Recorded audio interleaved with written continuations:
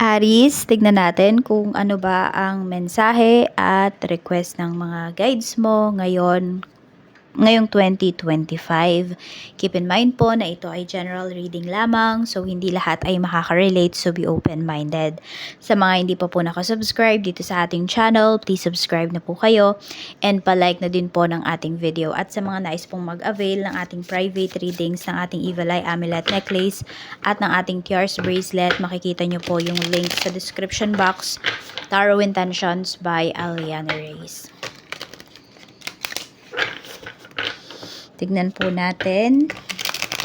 Okay, your energy. And pwede nyo rin po palang panoorin yung inyong other signs. Or meron kasi tayong mga videos from last year na about sa mga guides. So kung gusto nyo panoorin yan or hindi nyo pa napapanood, lalagay ko po yung link sa description box.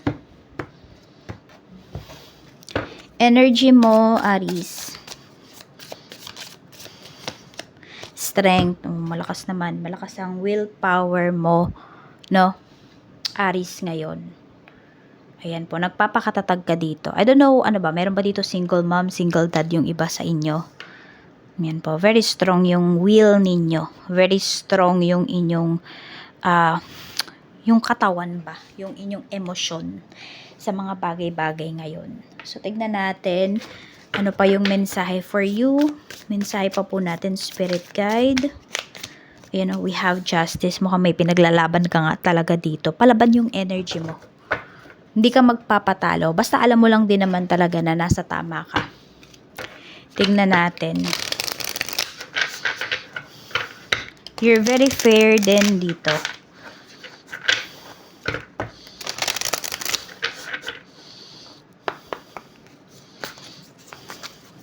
Ano ba yung gustong sabihin sa'yo ng spirit guide mo ngayong 2025? Your success is closer than you imagine. So, just keep going. Ayan po.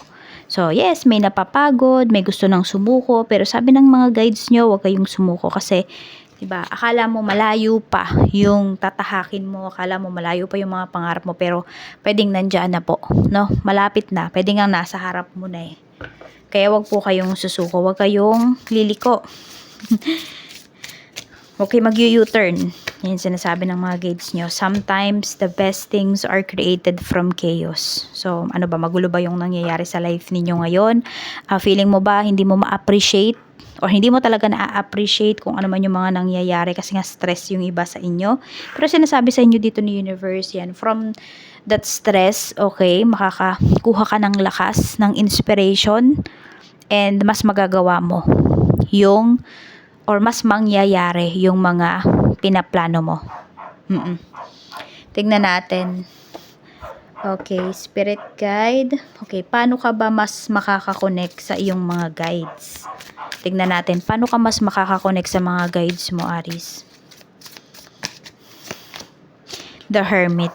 Yan, pag nagmumuni-muni ka talaga, pag nag-iisa ka, pag ina-isolate mo yung sarili mo from other people, or sabihin natin, pwedeng tignan mo, di ba pwedeng gabi naman na yung energy dito, yung kalangitan ba?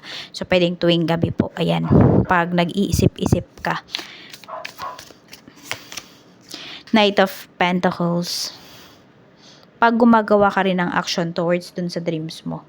Yung parang pag hindi ka nakokontento, ayan po, mas nakakakonek ka sa kanila. Kasi you are healing something here eh. Pag ganun yung nangyayari. Kapag parang hindi ka mapakali, pag meron kang gustong gawin or meron kang ginagawa. Yan po. Para dun sa problema mo. So pag sinusolve mo yung problems mo, mas nakakakonek ka sa kanila. Tignan natin ano ba yung request ng guides mo. So, ito po ay magme-meditate ako dito para kung ano man yung ma-pick up ko, sasabihin ko po sa inyo. Okay? So, pagpasensya nyo na po if ayan, naririnig nyo na naman yung tahol ng aso. Tignan natin. Spirit guide, I'm open to receive any messages, please. For Aries, Sun, Moon, Rising, and Venus. Ano pang request ng guides? Ni Aries, Spirit guide.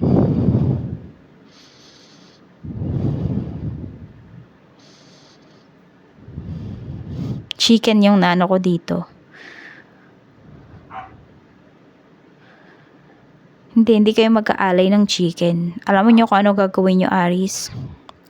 Hindi kayo kakain ng chicken for 1 week. Ayun yung request ng guides nyo.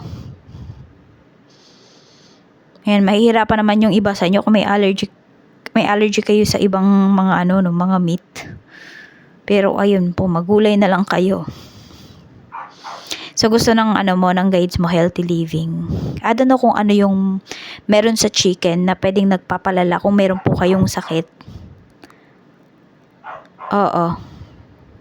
Pero yun daw, tone down mo daw yung pagkain ng chicken. Ayun yung sinasabi sa'yo dito. Nasa sa inyo naman yan kung susundin nyo ba or hindi.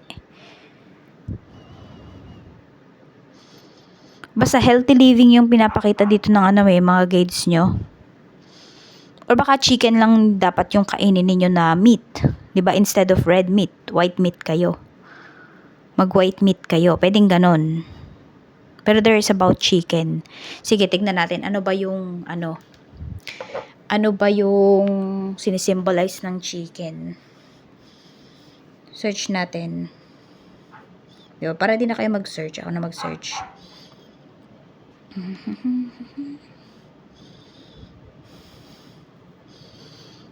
Okay, chicken.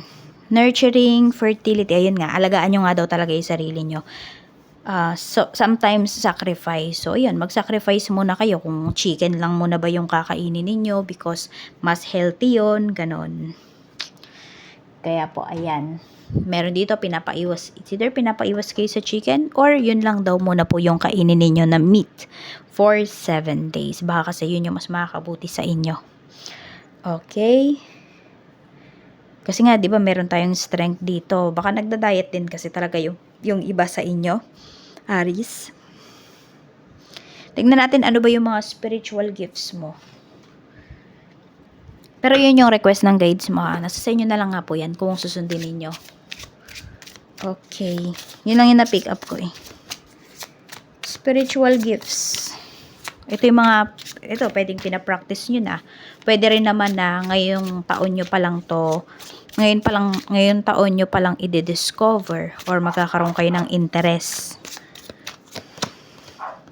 Manifestation coach. Ayan, you're being called to explore sharing your knowledge of manifestation to help remove blocks and make dreams come true. So, meron ba dito? Pinag-aaralan nyo ba is about manifestations? So, for some of you po, meron talaga dito na manifestations, way of manifesting, na mapuprove nyo talaga na nangyayari talaga siya, na nagwo-work siya. So, for some of you, pwede nyo yung i-share sa iba. Tingnan natin.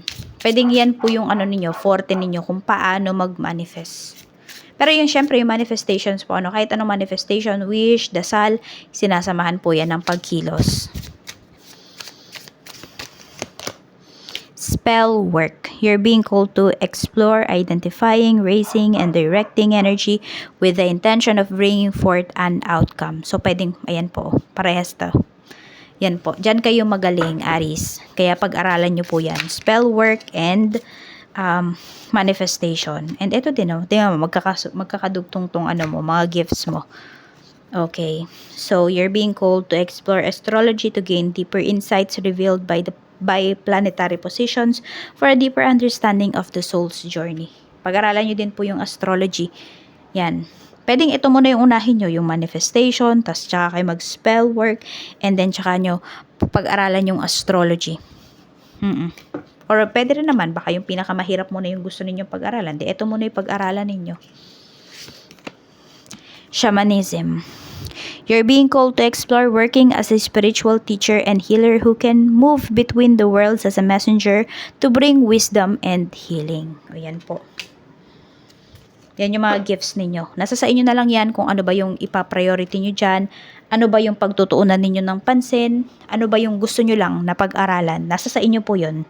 Pwede naman na isa lang yung piliin nyo dito. For some of you, pwedeng kayang-kaya nyo to lahat. Diba? Depende po yan sa inyo. Nasa sa inyo na po yan kung ano yung gusto ninyo. So, tingnan natin, ready ka na ba talaga para dito sa mga gifts mo? Aries, ready ka na ba dito sa mga gifts mo? Some of you, hindi pa. Marami pa kayong inaayos pagdating sa life. So, siguro pag nakarelax-relax na kayo, tsaka nyo po ito pagtuunan ng pansin. Tignan natin kasi hindi po maganda na magsisimula kayo ng ganito na sobrang down yung energy ninyo. Okay. Kasi lahat nung lahat nung gagawin mo, parang pagdududahan mo siya. Tingnan natin. So, parang kinokontra mo yung gagawin mo. Ganun yung mangyayari. Ready ka na bang ma-meet yung mga guides mo? Ready ka na ba, Aries, na ma-meet yung mga guides mo? Page of Pentacles. Marami naman po sa inyo. Ready na kayo. Siguro yun muna yung gawin ninyo. Meet your spirit guides. Yun muna. No? Ayan po. Yan muna yung pagtuunan mo ng pansin bago itong mga gifts mo. Okay? So, yan lang po ang mensahe para sa'yo. Maraming salamat po. Ingat kayo always and more blessings to come.